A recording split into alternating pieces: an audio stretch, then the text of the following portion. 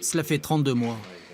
32 mois que les gendarmes de la section de recherche ont ce portrait sous les yeux. Dès le lendemain des faits. L'appel à témoins concerne un homme mal rasé, avec un bonnet, vu cette nuit du 14 février à Bouloc, au volant d'une Clio première génération de couleur claire. C'est cet homme qui aurait mis fin à la vie de Patricia Bouchon, 49 ans, alors qu'elle faisait un jogging. Pour la première fois, son mari Christian sort du silence.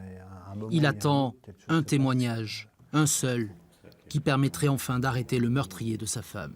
Il n'y a pas de petite importance. Tout est monstrueusement important. Pour les enquêteurs, on le sait, doit être pris au très haut niveau de l'importance. Donc, il faut appeler absolument la petite idée, même tout ce qui peut sembler bénin doit être communiqué. Doit être communiqué parce que ça peut faire avancer. On doit trouver cette personne qui a fait ça à ma femme. C'est pas possible de laisser une personne comme ça dehors, c'est impossible. Dans ma tête, c'est impossible. Depuis bientôt 3 ans, les enquêteurs disposent de très peu d'éléments. Un témoignage principal et un fragment d'ADN qui pour l'instant n'a pas parlé. La diffusion du portrait robot pourrait relancer l'enquête, aider les 11 enquêteurs qui travaillent exclusivement encore sur cette affaire. Le procureur souhaite, dit-il, réveiller les mémoires.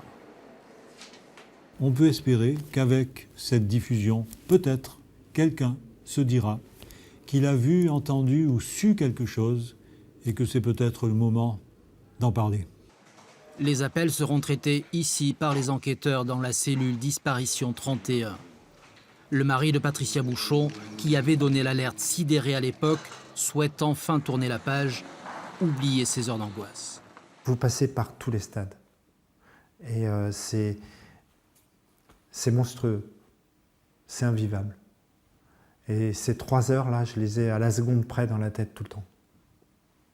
Et ça, je crois que je les aurai toute ma vie. C'est des choses qui ne s'effacent pas, ça. Quoi qu'il arrive, c'est des choses qui ne s'effacent pas. Ces moments-là, ça ne s'efface jamais. Selon les enquêteurs, le meurtrier a eu beaucoup de chance jusqu'à présent. Ce portrait pourrait leur donner ce coup de pouce qui ferait enfin basculer la chance de leur côté.